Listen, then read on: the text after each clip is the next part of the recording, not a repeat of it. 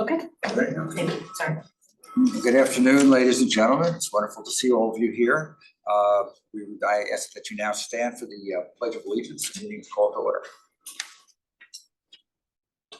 Pledge allegiance to the flag of the United States of America, and to the republic for which it stands, one nation, under God, indivisible, with liberty and justice for all.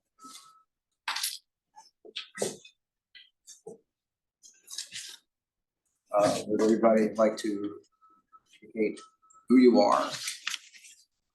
Okay, I'll start. Carolyn, Commissioner. I am Joe Crate, Chief Vice Chair. Gwen Palmer. Marty Schwartz, Chair. Kay, Commissioner. Cheryl Jones, Commissioner. And Julie DeMarco, Human Services Director. And I don't know if you'd like to go. Sheila Tessie, Recording Secretary. Anthony Calabrese, Director of Parks and Recreation. Great. Want to join us up here? You're right here for that. I have to run soon. Great to have you here. So you all received a copy of the September minutes. Just one modification I wanted to make on it. And wanted to have some indication of our appreciation for First Selectman Gerber for having those benches with the Parks Department placed in that area of the woods, walking path, whatever we like to refer to it as.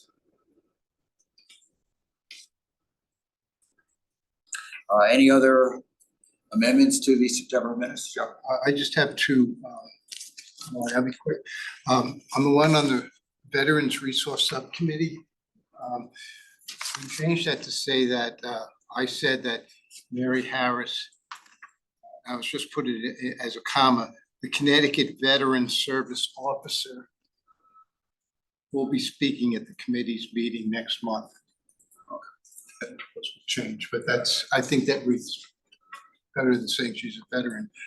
The other quick thing I just had, Hillary, is just in the AARP age-friendly presentation, the last sentence, I was just going to suggest that it read a group consisting of, then it would be John Wynn, Julie, and Brenda, made a great presentation to the RTM on, I believe it was September 16th, wasn't it?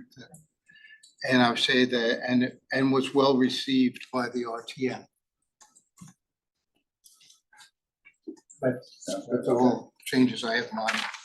So accept the motion to approve the minutes amended. Aye. Okay. Unanimous. And we'd now like to welcome the star of our show. Thanks for joining us today. Okay, so next we have a presentation by the Human Services Subcommittee on Youth Services, Cheryl Jones and Loretta J.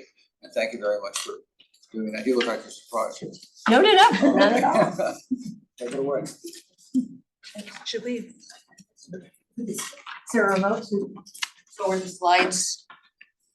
Stay down, is that better? You have to start. Oh, so what did you say to do? You said to. So many. You like the beds? I like them a lot. I just mentioned it. Yeah. Oh, they're nice, yeah. Another great, thank you. Nice compromise, make them look natural. Great. Yeah. In fact, the minutes will reflect that. Next. You know what I'm wondering?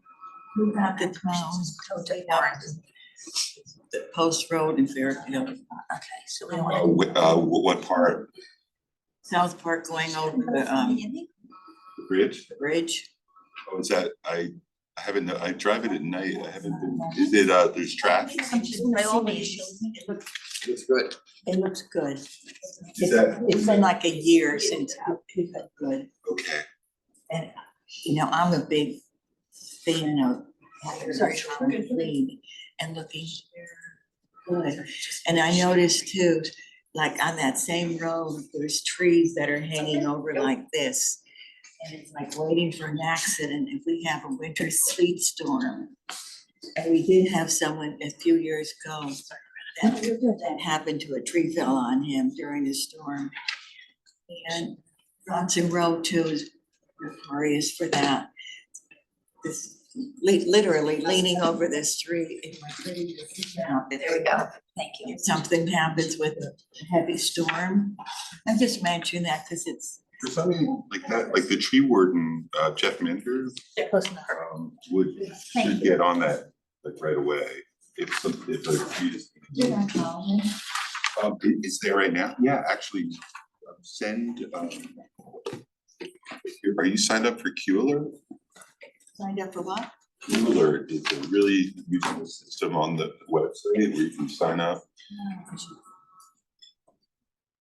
You can enter your issue, and then when they make progress, they get automatically notified, like someone's at the scene, it went away for a while, and then we brought it back, so. You know, another thing too, another pet peeve. Can we hold the pet peeve to the end? Oh, yes. Are you guys ready? Sorry. Selectmen here. Does everybody have a copy of the presentation? If not, they're around to follow along. So thanks, everybody. Are you okay? Okay. So thank you very much. A few of us on the commission got together to talk about youth mental health services in Fairfield. This is something that the commission had tackled a couple of years back when the Town Charter Commission was being put forward. It was discussed at that time. We thought since the Town Charter Commission is being revived, then we would discuss it again. So we have put together a presentation to discuss some of the things that are going on in Fairfield in terms of our youth mental health and have the commission consider what we were finding. Okay, so get me for my slowness here. Okay, so there is a Youth Service Bureau mandate, for those of you who don't know, from the state that talks about what each town needs to do in regards to whether it's evaluations, treatments, referrals for youth. There, each town looks at youth service bureaus differently. Some have it under as the town of Fairfield Recreation, some have it under Human Services, some outsource the whole department. But there is a mandate that each town needs to do this. So we'll give you a copy of the mandate to see why we're doing this.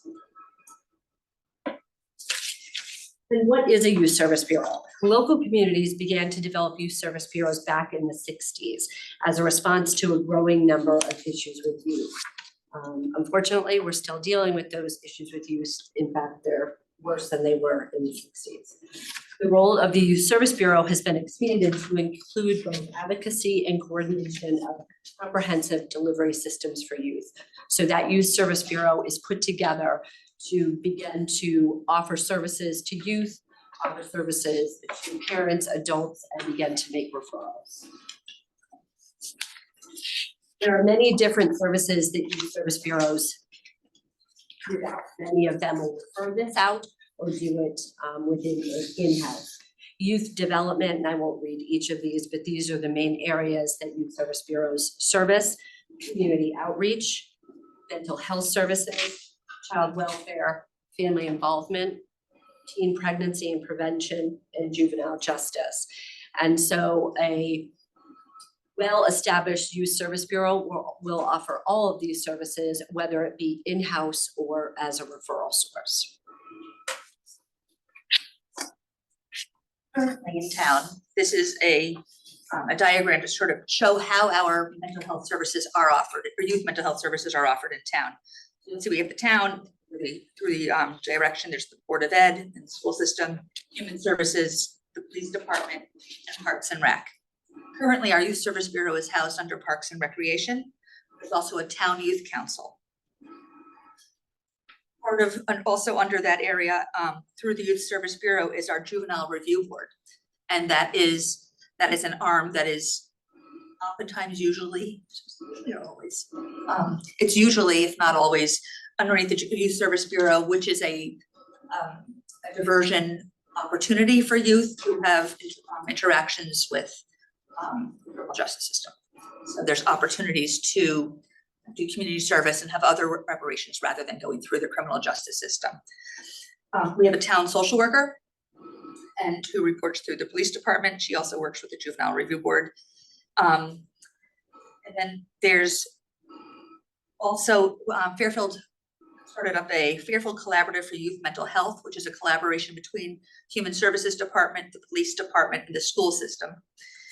And then we have Fairfield Cares, which is a prevention council, which is looking towards youth mental health and substance use prevention driven. And that is technically through the Board of Ed, but it's not direct, there's not, that should actually be a dotted line between Fairfield Cares and the Board of Ed, because it's not quite managed by there, but there's a channel.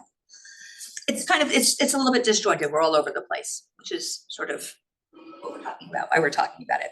The outside, on the right-hand side, that rounded space, are different community, both local, community, regional, and statewide services that are available for our community that serves youth mental health. And they're just there to show that we refer and there's a connection between all of our different town bodies and these community organizations. And those are there also to support our youth mental health.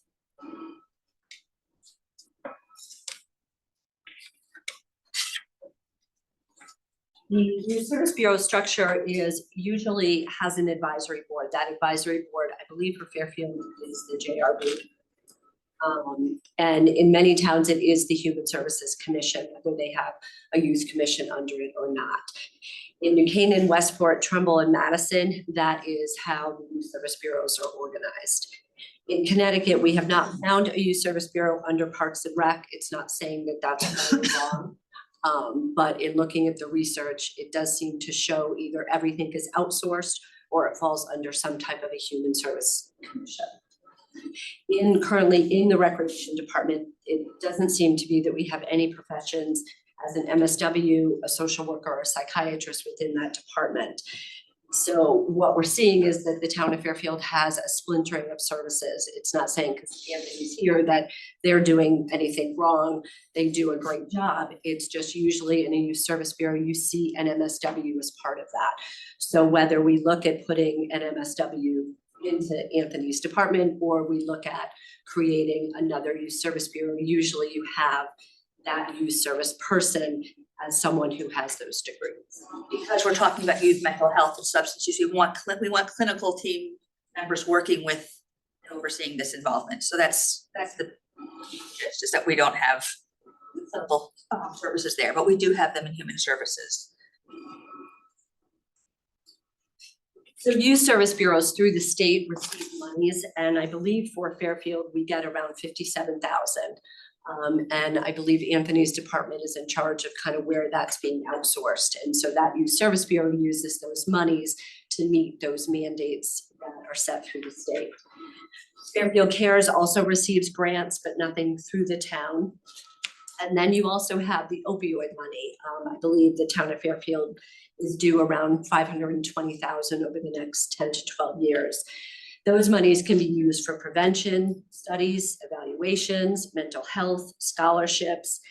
And the question that a lot of towns struggle with is what is the procurement process for the opioid money? In many of the communities, it's through the Youth Service Bureau with the Board of Selectmen. And so I know that there are monies here. I don't believe they've been allocated yet. And so that's another part of something to be looked at.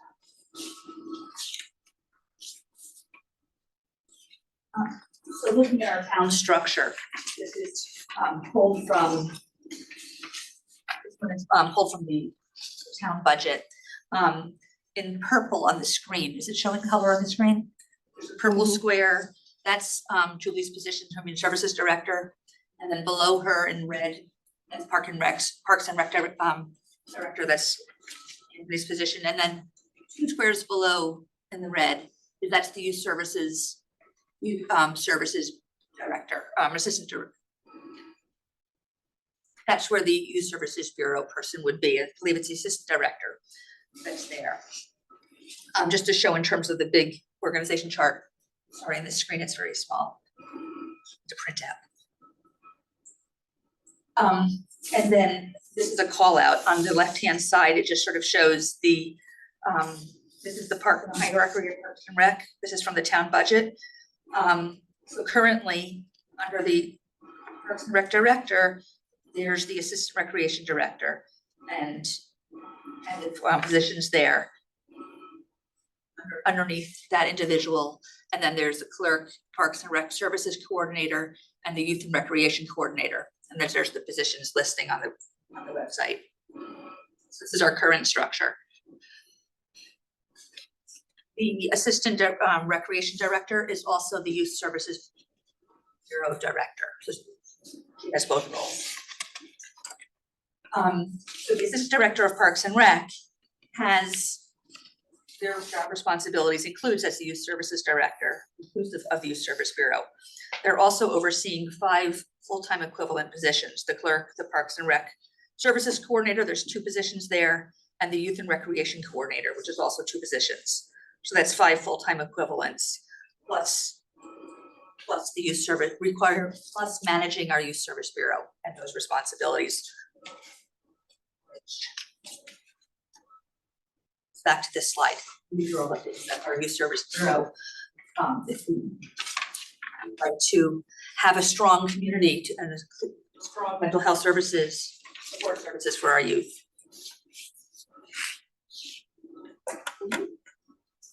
So we talked about a proposed different structure for youth mental health services in there. And this was to try, the idea that we talked about was to streamline and save taxpayer dollars so we're not duplicating services and really streamline and coordinate so families know where to go.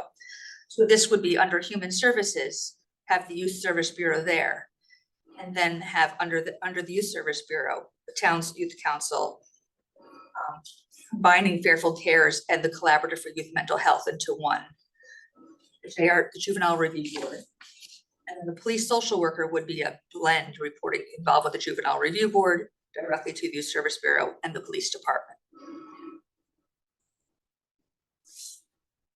And then just some talking points, as Loretta stated, what this would do is to stop any duplication of services within Fairfield, saving the taxpayer dollars. Services that are not streamlined, parents don't necessarily know where to go. Youth mental health not prioritized under Park and Rec, that's not meant as a negative. What we talked about again is having the social workers also involved to be able to make those recommendations. And again, being able to implement the state regulations, as we had talked about in the beginning under the state mandates. The town of Fairfield in 2023 had 316 suicide attempts or ideations. And just in the past month in September, there were 6 residents under the age of 19 who had reported to a hospital or urgent care. So those are some big numbers. You take that 6 and divide it by 12, that's 72 youth. And those are the ones that are reported. So you can probably double that of the ones that are not reported. So the proposed is to coordinate youth mental health and substance use services under Human Services, rethink the organization to maximize the tax dollars, and to strengthen the youth mental health services. Questions and discussion? I have one question regarding the suicide attempts in Fairfield compared to other towns. Did you compare that to other towns or regionally? No, I can. I talked to Sands. Each health director has a website that they can go to, only the health directors where they can get that. So it was linked this afternoon that he was able to get me those numbers. So I can definitely ask him to be able to. Would be interesting to see where, the Youth Service Bureau is under Human Services and if the suicide attempts are different and the ideations are different, the program being shifted to Human Services. And we can definitely, I just have a question. Maybe you can explain to me a little bit better. What is the Board of Ed's involvement with the Youth Service Bureau, if anything? Or any of the talking points involved? I would have thought the schools would have been a little bit more engaged in this kind of activity. They're, as far as I'm aware, they're not, Anthony perhaps can answer, but as far as I'm aware, they're not directly involved with the current Youth Service Bureau. I have had conversations with individuals that work for the department, And there's interest in talking about being involved with these service bureaus, with our youth service bureau. Currently, we do. Currently, as far as I'm aware, there's not.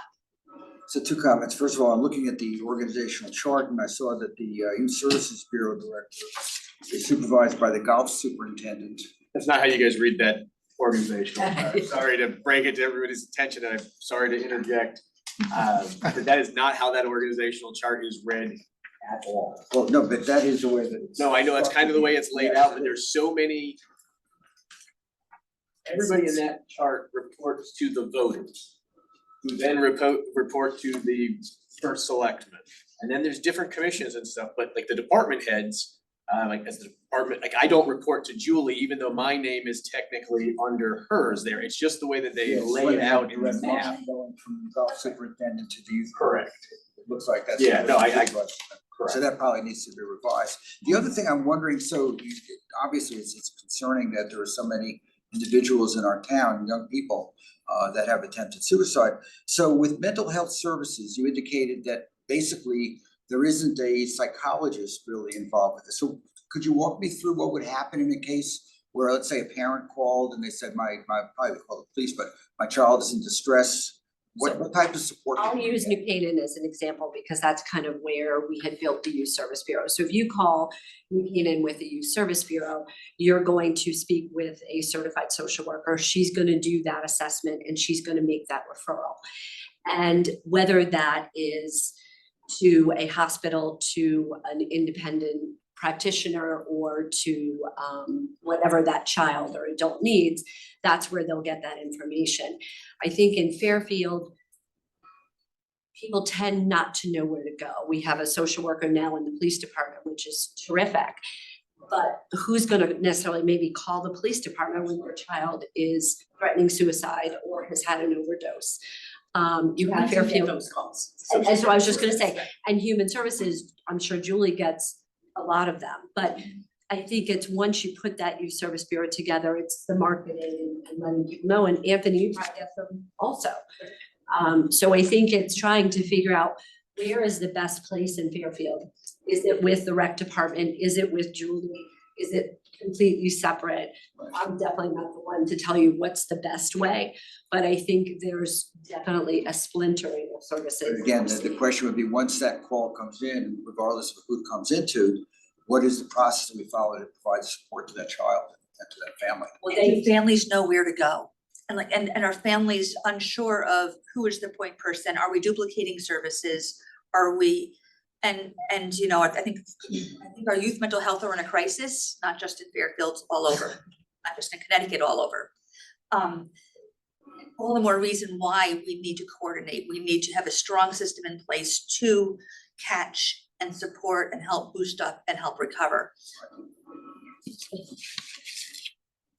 Would it be correct that when a call comes into anyone right now, it probably would get referred to the social worker at the police department? Not necessarily, we would probably, it depends on how, you know, if it's an emergency, an emergent, we call 911 and crisis intervention team would go out and they may or may not bring Jessica, but she is also part of that, so it would go in through them. If somebody's in an emergency, I would think that they would call police first, not necessarily youth services, they would go there for the resources, I think, but that, I mean, correct me if I'm wrong, indicated, it would seem like that would be after the crisis, the initial crisis. Yeah, I think that your youth service bureau, you're trying to get it before the crisis. So Right. you're trying to get the mom that said, I found drugs in my child's room. Right. My child is not going to school.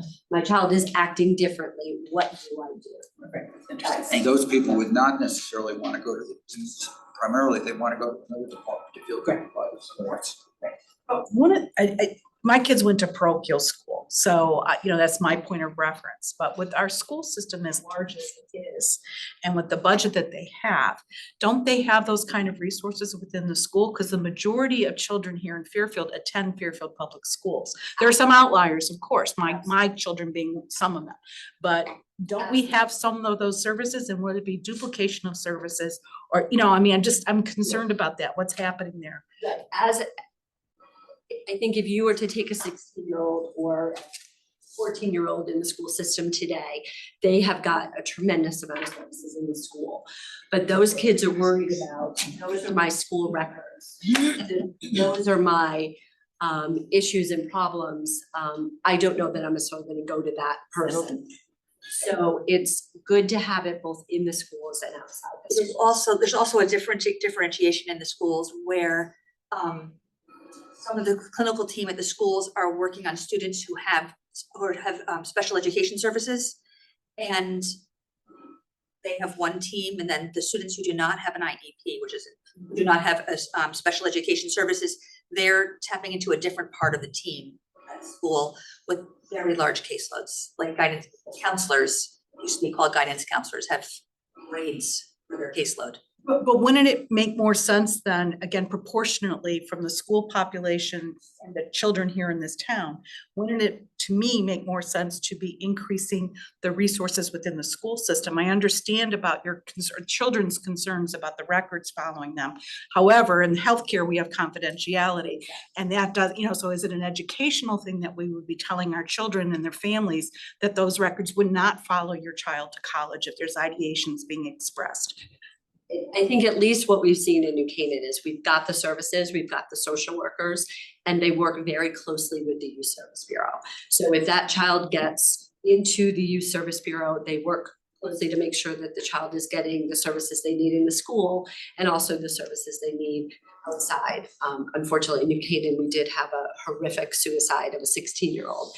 And that kid wasn't in the schools or in the mental health system or anything.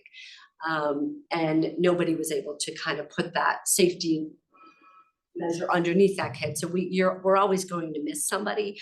But as I think I said to Bill a couple weeks ago, the more parachutes we throw out there, the more kids we're going to save. And youth service bureaus are mandated by the state. So we have to have one. And I think as long as we have funds coming into it, why not organize it so that it's reaching out to all services? I'm not gonna hog up too much time, but that's my point. You only have $104,000 of an annual budget. That $525,000 is over 10 to 12 years. So so for $104,000 in Connecticut, what is that really gonna get you from a budgetary standpoint? Well, and I think that's where the town has to look at where and what budgets do they want to spend. Is it looking at Anthony's group and saying, okay, we're going to put a social worker in there, or looking at Julie's group and saying, we're going to put a social worker in there, or are they going to work together? But I think it's something Fairfield should look at and try to figure out what is the best process for this town to make sure that we're using all those dollars to meet all those needs. And I don't know what Anthony's using for the 57,000 or how he's allocating that, but to really understand how we're spending those dollars. And I'm sorry, I don't mean to jump in again. We do work with the schools every week. I mean, almost daily, we were in touch with them. I think our schools right now, and the 316 suicide attempts in 2023, I think we're at 1 in every 11 days right now that's being referred in our Fairfield public schools. So the number is high. But again, we are dealing, I know you guys said we weren't dealing with schools, we are dealing with the schools and their resources there. And there's just not enough resources to go around at this point. But Perhaps when I was saying that was in a systemic way, just want to touch base real quick in terms of Mary Ellen's comment. Our Youth Service Bureau has the opportunity to become what it could become. So right now, there's a spectrum. One of the models for the state is the town of Madison. Madison's Youth Service Bureau has social workers embedded in the schools. So the middle and high schools have a social worker who's there for students who do not have special education services, who's available, direct coordination with their Youth Service Bureau. That's how one of the models that they're choosing to do. So there are students there. There are clinical teams there available and coordinated. It's really what we could be, and could we become a model leader in the state? Well, the other thing to keep in mind that I'm sure you have is that not every child in the town of Fairfield goes to a public school. Correct. A lot of them go to private schools. They still need, as taxpayers in the town of Fairfield, the supports that the town can provide to be sure that everything is okay, regardless of the supports provided in a private school. Yes. Are you finding that bullying is a major issue? I don't wanna speak for Fairfield, I can speak for New Canaan, and yes. It is, yeah. Where does a child go or a parent go when she, let's say a mother finds out that her daughter is being bullied? Well, I mean, I think within Fairfield, they would go, like Anthony said, they're gonna use the schools, they're gonna talk to those individuals. Hopefully, another big thing we do in New Canaan, and I believe Anthony, you do here, is we work very closely with our coaches. Those coaches are trained, they know what to look for, and they know what to teach those captains of each of those teams. We do the same in the art division, because not every child is involved in sports. So I think it starts with education and training. And then being able to make sure that parents know where to go or who to call. I think every school, that's my opinion, I think every school should have like a session on it with the whole school in a gym.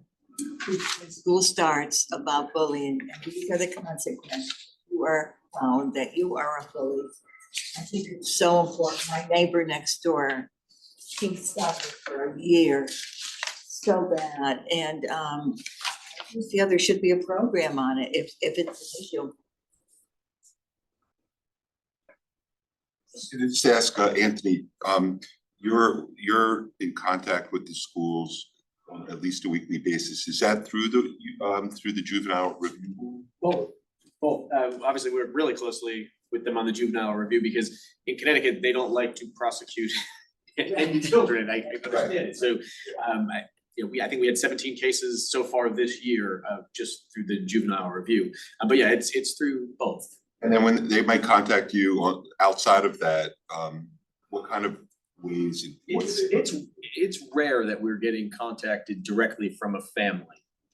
But again, that could be lack of knowing where to go. But again, I think a majority of these are being identified in the school system and then referred to us. And when they do get to us, and if it's not an emergency, most times we are referring to LifeBridge, or I don't even know if that's their name anymore, but I know they changed, but. When they're talking to you outside of the JRB, then what kind of things are they, like, what are the types of issues that? Bullying, depression, I mean, those are typically the two biggest ones that we're seeing. Maybe from the social workers and the school psychologists, Or like, the deans, yeah. yeah, those are most of the girls. And who will they call? Will they call you directly? Sometimes they'll come to me, but I refer them to Galen. Right. Again, we house this now at our assistant director level just because of the confidentiality aspect of it. Being in a mid-management position, I think that's where that belongs, as opposed to some of our, I don't know, entry-level positions, but our other staff. So that's, Galen handles those. And what's her training? Not social work. But I mean. No, not is there social any work. Mental health workshops or attending? No, so, but she does the Not administration. she, I shouldn't, that No, position, I should the say. position, but it's, I split it between two different people in my office. That's currently how this operates. She handles the administrative side, JRB, all of that. When it comes to youth services and programming, that stays with our certified therapeutic recreation specialist. So again, not a social worker, but it's a different type of certification that handles stuff. So again, if a parent has a problem with their child in the town of Fairfield, parent would possibly call the town, I think. Who are they? They may call Parks Recreation, they may call Human Services or Social Services, just because again, they might not know where to go. Sometimes if it's, again, emergency situation, they're gonna call the PD and then it's handled that way. But if it's a real concern, but it's not at the level of the police department, is there information out there so they would know who to contact? I think there's information out there, and I think most of the time though, they're going to the schools. They're reaching out to their counselor in the school. And again, there's a possibility they may not be going to the public school in Fairfield, so then that's what happens. Yeah, very cool. We do get referrals from PrEP, St. Thomas, Notre Dame for Fairfield residents. We definitely do that. But, even if they don't go to their counselors at schools, if the teacher lets a counselor know that something is up, then the counselor is gonna contact the student. So you're right, though, like if a family doesn't know where to go, there's a lot of different places to look.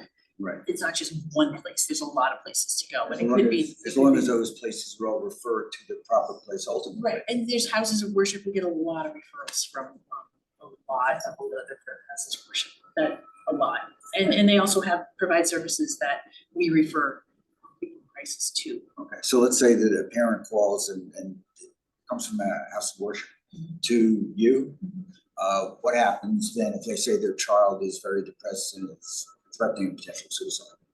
If it's emergent, like, they're afraid that if they don't do something It was a it's concern, yeah. imminent, we would call Jessica, the police social worker, because she would be able to, not as a police officer, and people don't have to open the doors for us, so one of our social workers could go, but she would call and get in touch with the family and to try to work through that system if we didn't know the family or couldn't get in with them.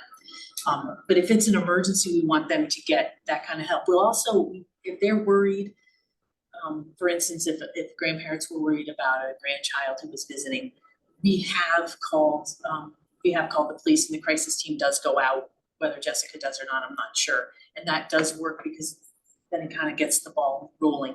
Also, we're all, as commissioners too, you're all mandated reporters and that's an okay thing to do, right? So my concern again was just a family that has a child, let's say at a private school, they're not aware of who you are. But if they live in Fairfield, they would be, and they would know, if it was Parks and Rec, it's not that they're completely isolated. I'm just wondering if we need to get more information out there. If you are having some challenges with your child or whatever, this is who you need to contact to help you in the town of Fairfield. Yeah, with our Youth Service Bureau, a big part of what they do is a monthly newsletter, a lot of marketing, so that it's hitting families constantly, so when that emergency happens, they They may know where- not think of it, but then they know First what step. door to go to find that resource. Yeah, I mean, That's what, Once it gets to Julie, I feel confident that it's gonna be directed properly. Thing is, not everybody knows that first step. And I can say, because I field calls all the time from families who find me through my professional work and they have no idea where to go, and we're not messaging, we're not cohesive, and that's. Well, that was gonna be my point. First of all, primary care doctors now, a lot of pediatric groups are embedding social workers in their practice. So a lot of times those phone calls, because suicide ideation comes under medical intervention, mental health medical intervention, but medical intervention, so that system's in place. However, with the explosion of mental health issues, along with our increased awareness, I'm kind of surprised at our budget and the way this is structured. Because we have changed since COVID and right before COVID. And so since social media, actually, back in 1995, I think that popped up, or 1998. And so shouldn't we in a timely manner be discussing our children's needs now? I applaud you for taking this on, because I think as a healthcare provider, I see a lot of mental health issues, not just in children. I don't care for children, but in the adult population. So the idea of addressing mental health needs in this town is very. I think it's important to hear from Anthony and Julie, because it has to be done together. Because if it's not, you're gonna have your silos that you have all over town. You've got to figure out how everybody can work together and just knock those silos down. Does the youth services newsletter go to the parents at the school? It does. Right now, I think it's going to like 5,500 households. So it's people have signed up. We put it all over town. This Youth Service Bureau has been around for 15 years. So it's gotten awareness out there so people know. And it just kind of really lets everybody know all the different services for youth. So it would have recreation, human services, whatever is being offered within this one newsletter. Now, we are a third of the size of Fairfield. So it's a big undertaking to do something like that, but it really lets the community know what's out there. And Brenda does one for seniors, which is great. And so maybe we need to figure out, how do we do one for youth? I'm wondering if we could do something, if we got something together on a regular basis, quarterly or something for your update that goes to how many tens of thousands of residents in the schools, and maybe we could work on something together. Something at Madison, like we have our schools all have their Friday email blast, and that's something that Madison, I happen to know Madison's program quite well, so they're looking into their regular communication into their school email blasts as well. Any other questions? I have a question. Ms. Katrina. Hi, Katrina. Hi. Sorry I couldn't join you in person. I just would like to circle back to Anthony again, because I did not quite hear what your comment was with regards to the therapeutic person that you said you have on your team. So can you repeat that? Because I'm very interested in hearing what you had to say about that therapeutic the individual and how they make the referrals. I just want to make sure I heard you. Yeah. So we have a certified therapeutic recreation professional on staff. She handles pretty much all our adaptive type of programming, inclusive programming, all our youth services that we do, town youth council, and those types of programs. When it comes to referrals, typically that's coming from Galen at the administrative side of things. And you said that they are not social workers, their background isn't social work or clinical, are they clinical? Gianna, who is the certified therapeutic rec, is clinical. She comes from a clinical background, but not in social work. Okay. Occupational All right, therapy, thank you. occupation, I don't know if you heard that, Katrina. Occupational Pardon therapy, me? occupational, Occupational therapy, okay, all right. I just want to make sure that I'm taking the right notes over here. I couldn't quite hear it. You know, my comment is, I would like to say that, you know, I'm all for seeing us as a town have a youth services bureau, because it would be a central hub for coordinating and providing a range of preventive and interventive services to the, you know, the community.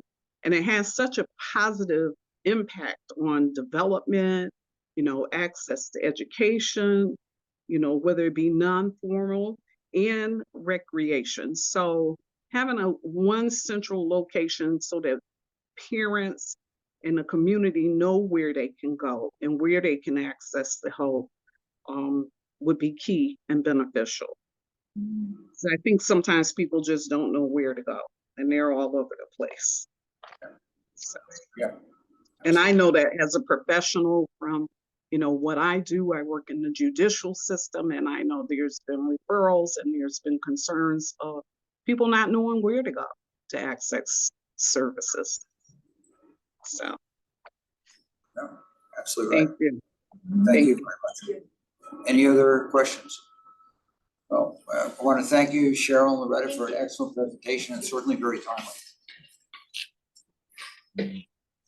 Okay, and we'll move on to new business. Is there anything new? Can I ask a question before that? So they've given this presentation to us to inform us. Mhm. And are there any action points that we're supposed to be taking away from this? Because they put a lot of time into this and they've got a very good point that we have a clear need here. So where do we go? And yes, please sit down again. You know, and where do we go from here? We have this, you know, this has been something that Loretta has been discussing since I've been on this commission with her concerns about our youth services. So where do we go from here? Yes. What our thought was is that if the commission is in agreement to put a letter forward to the charter review committee or the board of selectmen. and the Board of Selectmen is, could you please, Julie? So we have a draft letter to the Charter Commission that we redlined from the previous one that was 2 years ago. So 2 years ago there was more adding of the word youth and things like that, but this is more of an introduction and suggesting of streamlining our services and going back to that reorg chart that we presented. And it would be to include that chart on the memo. Because I think it's just a visual to help see it. So thank you. Did the red line show? All right. Oh, you know what, Julie, could you put in so it shows track changes? You see the red, there's little red next to the October dear commissioners and See then that show. paragraph. Oh, it is, okay, so You know, it's too big. it's okay. Okay, so this is a, it's not showing the red lines, but no, it's fine, it's fine. It's, what we did was just have an introduction that summarized what we talked about here, talked about the statutes that require youth service bureaus, and talked about what we would recommend doing in terms of here, the current town charter is silent on youth service bureau.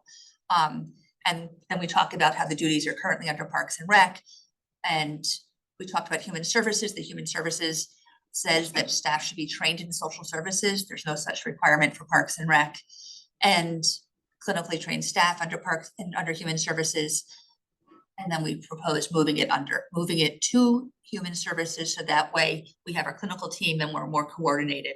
And then we had some specific line items for the town charter. We pulled the language from the existing town charter and then modified it with proposed edits so that we would reflect this in the language. What we could do is send it out so that everybody has a copy and then maybe talk about it. And I don't know how quick. we would have to How much go. time do we have?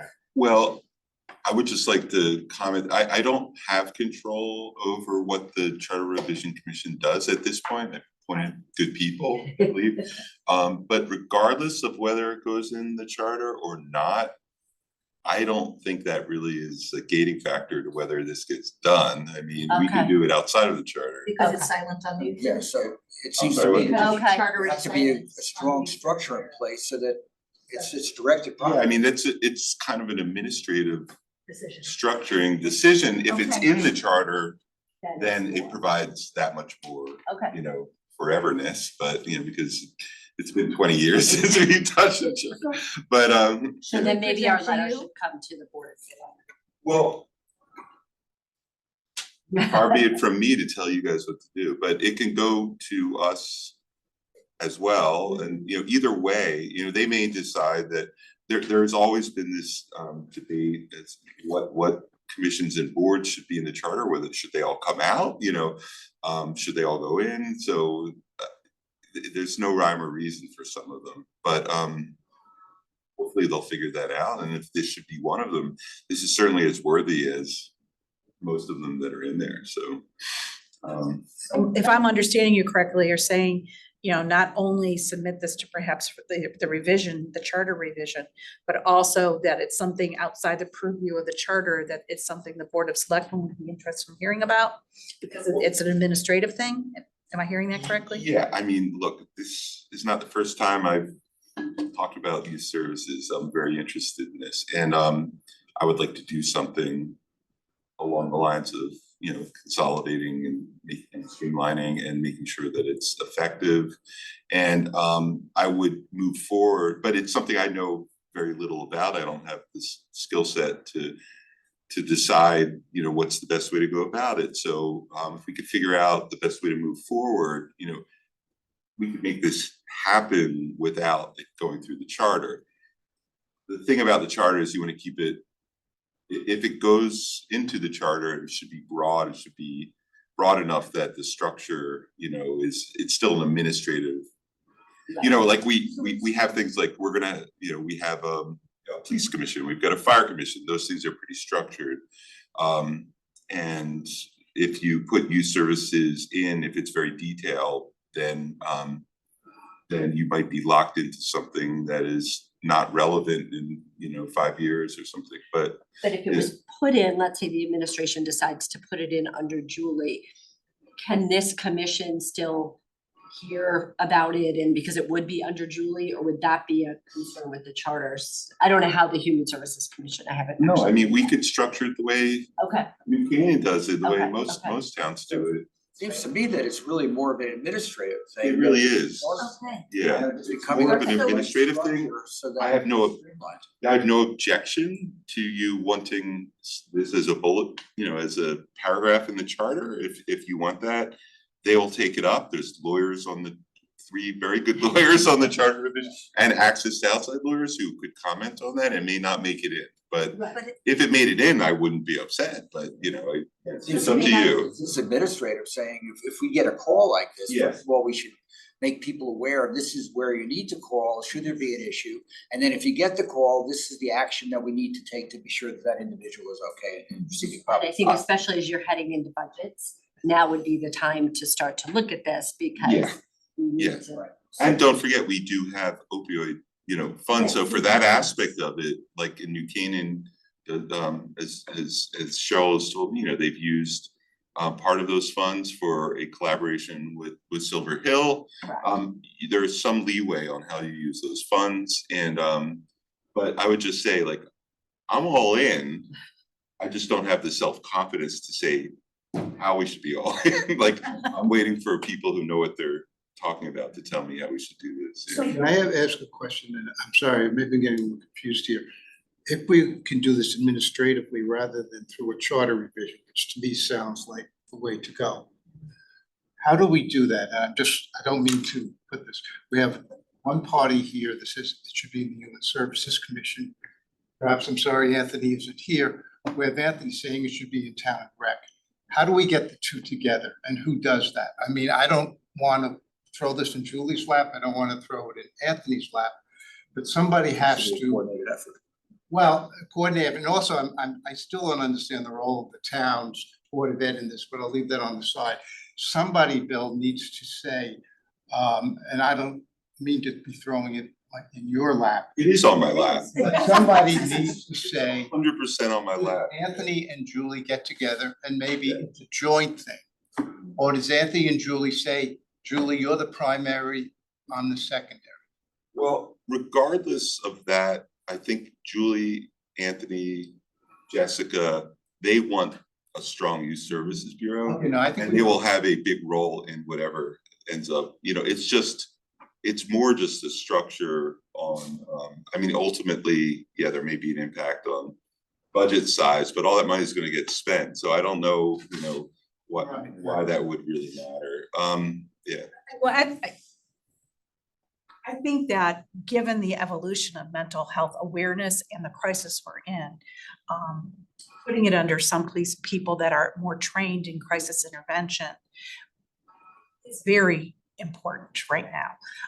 And so perhaps, moving it underneath the Human Service Commission where you have trained and certified people that are used to dealing with that crisis intervention would be more appropriate. I think that's where you're going with that question, it's just, where do we go from here? You know what I mean? Is this, how do we? Yeah. So in terms of action items, would an appropriate action item be that instead of writing a memo to the Town Charter Commission, our commission writes a memo to the selectmen so that we as a body of the Human Services Commission is presenting these concerns to our selectmen to say, we request that we streamline and we move and streamline. I don't see a need to keep everybody involved. I think that the administration needs to look at what the needs are and make a decision. And doesn't matter what we're currently doing. If that's not working, no reason to replicate it or to drag it on. I agree with that. It doesn't, the most important thing is to serve the youth in the town and not to stroke any egos or pad any budgets or anything like that. However, I would suspect in the end, there is going to be a role for every currently participating person. They're going to be a big role for them. It's just a matter of how we're organizing, that. So I completely agree, and I think it's that you're willing to have these conversations is big for us. This is really helpful. It's helpful to be able to look at this with fresh eyes and have a great conversation about it. I'm not sure today is a vote on this. There's a couple of things I think we need to update and correct, and we can get into that at some point, but I think if we're gonna pass this forward with a letter to the first selectman or the board of selectmen, we should maybe take, and that's a conversation we have to have too, is have another month for everybody to look at this, come back with things, and then you guys figure out how you want to communicate that to the board of selectmen. Oh, I agree with that. Yeah, That was this conversation an action item. was a long time coming, this conversation. And perhaps it would be helpful to hear from the administration how you feel it would be best to proceed with this. What type of structure you feel, being part of the administration, would be most workable to be able to meet the needs of our citizens. While I have tons of opinions, Marty, I really feel like that's gotta come from the town leadership. You know, I feel like I could, you know, certainly we've had conversations before and there have been, you know, there's different parties that need to be at the table and not at the table, but I think gathering and having those conversations is what Bill's been doing and is good at. You know, certainly I voice my opinions, but you know, it falls to Bill to make that decision. But we'll talk. And I would also say that not having sort of a straightforward structure, some people have been extremely just proactive, and some of the gaps have been filled, maybe in not the most optimal way, but there are people that have really put a lot of time and effort into filling gaps that have been created by not having a strong, sort of structure that would kind of be what you would expect, what you see from other towns.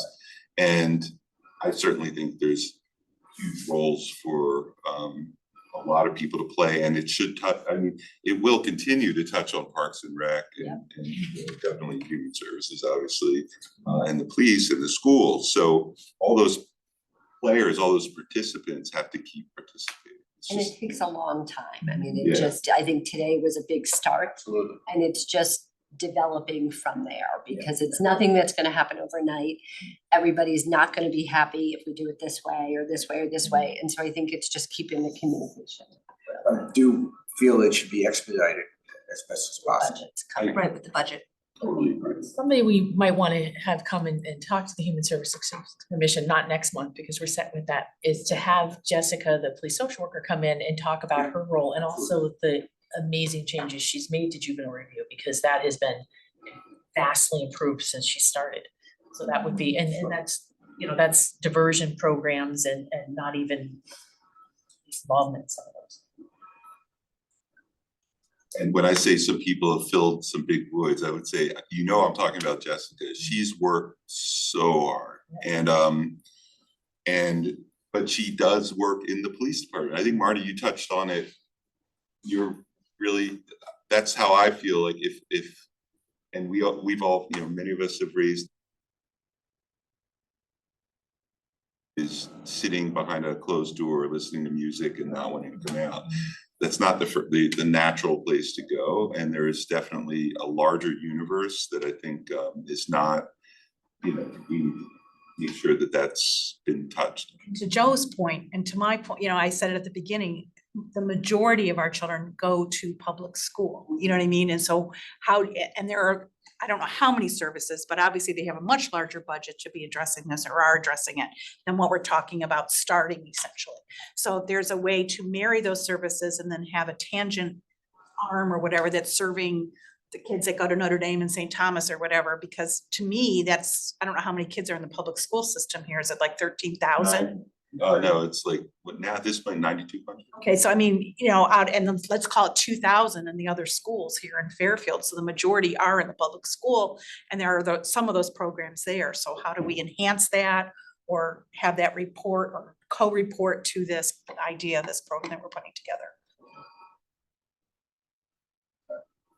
Well, great presentation and certainly timely and a lot to think about and to work on. So thank you very much. Thank you very much. Thank you. Thank you. That is state.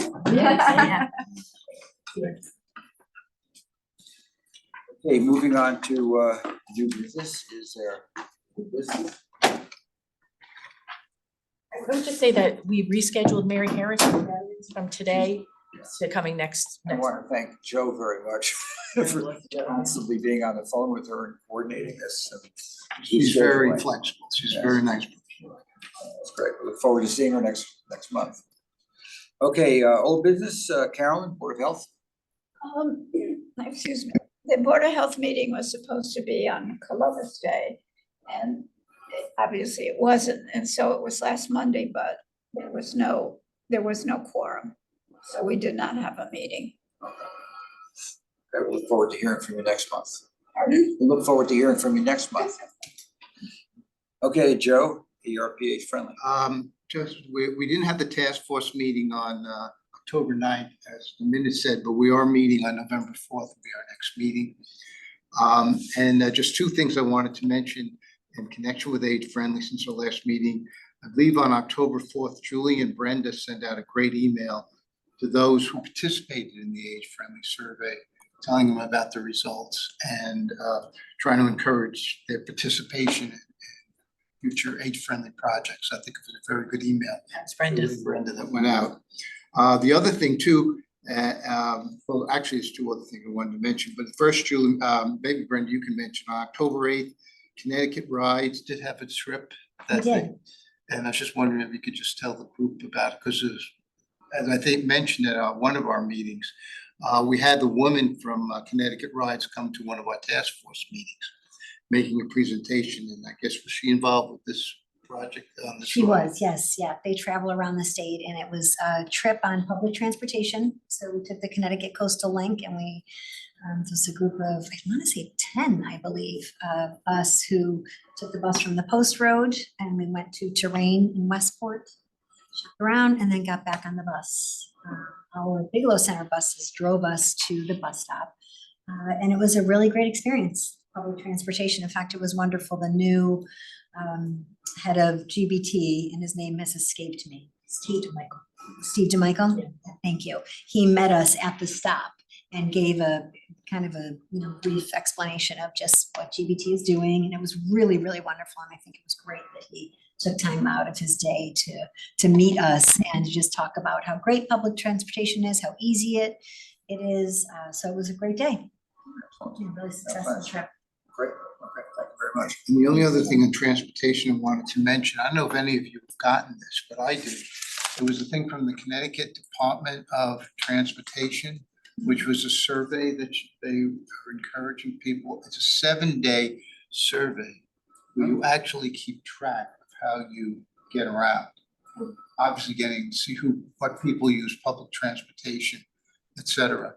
I just got it randomly in the mail. I don't know why I did. Focusing on you, John. Well, it wasn't even to my name. It just said Fairfield resident. So that's why I just wondered if anybody else had received this. But I'll let you know how it goes because my survey starts on Friday and I'm driving up to Cape Cod. So I'm sure that they're going to be happy with me using enough public transportation. But anyway, I'll let you know how I meant that. But I was just curious if anybody else had.